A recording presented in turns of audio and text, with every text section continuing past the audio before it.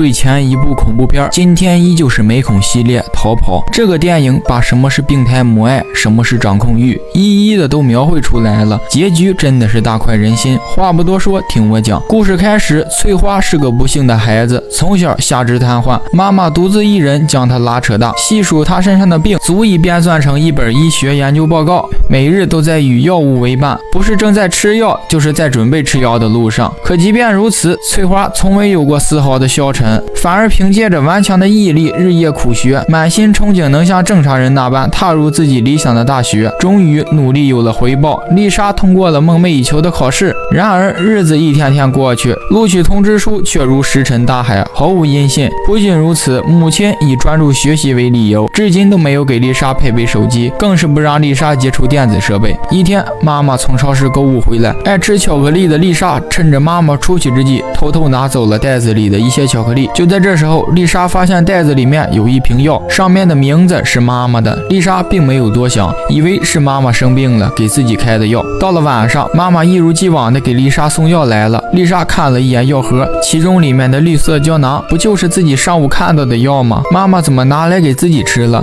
丽莎好奇的问了问，妈妈却敷衍的回答道：“那只是粘在药瓶上的收据而已。”丽莎没有多疑，吃了下去。等到了第二天早上，丽莎趁母亲外出工作之际，再次拿出了药瓶，但奇怪的是，药瓶竟然又变成了自己的名字。紧接着，翠花撕开了上面的标签，这个标签显然是妈妈新贴上去的，可能是为了打消她的疑虑。丽莎断定妈妈肯定是在隐瞒什么，于是等妈妈再次送药时，丽莎则是留了个心眼，先是假装吞下，等妈妈走后又吐了出来。为了搞清楚这个药到底是治疗什么的，丽莎趁着妈妈熟睡之际，偷偷打开了电脑，想要上网查询，刚按下回车键，这时候网络突然断开了，殊不知妈妈在暗中正悄悄地看着丽莎。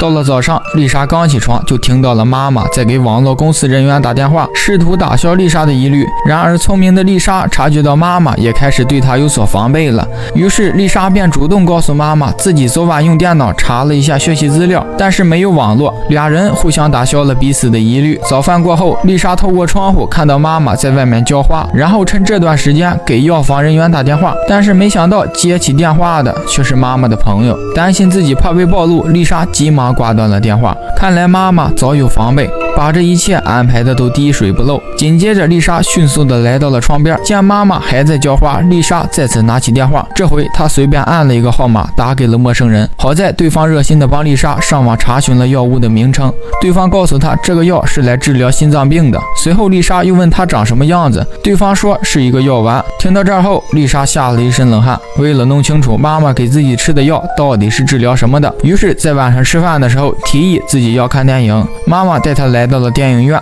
就在电影最精彩的时候，丽莎说自己肚子疼，去个厕所，其实是去药店。到了药店，询问医生这个药到底是治疗什么的。医生说这是给狗吃的药。紧接着丽莎又问人吃了会怎么样，医生说人吃了会导致你腿部的肌肉松弛麻痹。丽莎听到后浑身发抖，因为她属实想不明白妈妈为什么要这样做。但是没一会儿，妈妈找来了，直接给丽莎打上了镇定剂。回去之后的妈妈想到丽莎醒来后肯定会问她这是怎么回事，于是她在网上又搜到了一个吃了可以失忆的药物。苏醒后的丽莎想要和妈妈谈谈为什么要这样做，一切都有解释的理由，可喊了半天根本没人回应，门也被反锁上了。殊不知妈妈已经正在前往买药的路上了。丽莎不愿意坐以待毙，她伸出了头看了看窗外，便产生了一计。她插好电源，拿着电烙铁和一个毛毯，一点一点地爬到了另一扇窗户前，对着窗户中心猛戳。待玻璃因高温出现裂痕时，丽莎猛地将口中的水喷出，瞬间的温差致使玻璃裂痕迅速扩大，哗啦一声碎开了。丽莎进入了自己的房间，推着轮椅准备下楼。这时候升降梯的电线被剪断了，无奈之下，丽莎一咬牙，先将轮椅推了下去，随后自己也跟着跳了下去。之后丽莎迅速地爬上了轮椅，拼了命地向外跑去。途中遇到了一辆车，车上的人正是送信的大壮。大壮急忙询问道发生了什么。丽莎把事情的来龙去脉告诉了大壮。然而就在丽莎准备上车时，妈妈刚买完药开车回来了，正好看到了丽莎。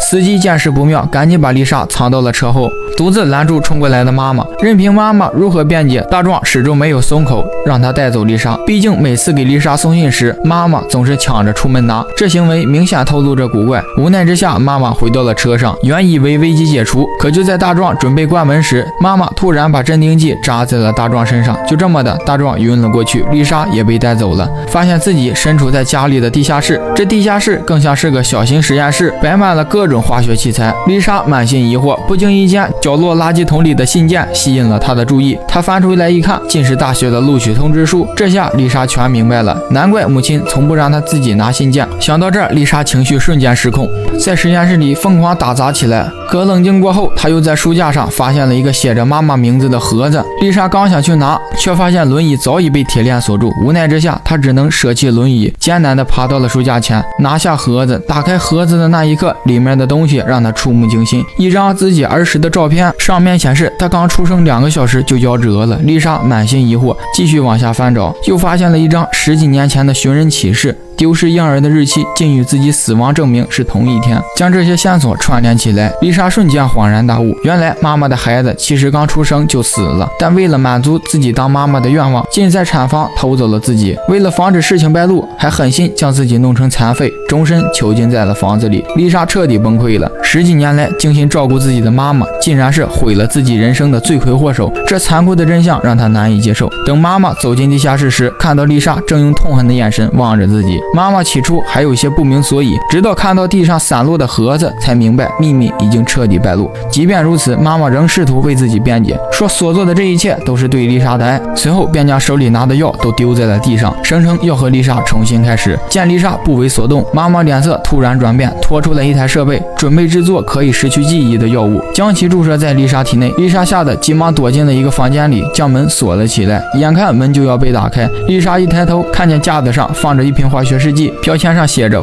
误服后需迅速前往医院救治。丽莎孤注一掷，赌妈妈不会眼睁睁看着自己死。就在妈妈开门的瞬间，丽莎服下了药剂。妈妈见状，赶忙寻找用来中和毒性的化学药剂，可为时已晚，丽莎已经开始吐血，根本喝不下去。无奈之下，妈妈只能将丽莎送往医院抢救。好在有惊无险，抢救成功，丽莎脱离了生命危险。但棘手的是，由于丽莎属于自杀未遂，需要做完精神评估才能出院。妈妈自然不敢让事情按正常流程发展，来到了病房，看到了丽莎已经睁开了眼，便匆匆离开了。丽莎见状，心中满是恐惧，一心只想着求救。可麻醉剂的效果还未消散，她只能拼尽全力调动稍微有知觉的右手，叫来护士。通过眼神暗示，丽莎向护士要到了蜡笔，在纸上写下了求救信息。然而就在她刚写到一半时，急救警报突然响起。护士见状，只能先将丽莎放一边，前去支援。就在这时候，妈妈趁机进入病房，直接拆掉了丽莎身上所有的设备，将她固定在轮椅上趁乱推走。丽莎说不出话，只能用眼神向周围人求救，可一切都无济于事。处理完事情后，护士第一时间回到了病房，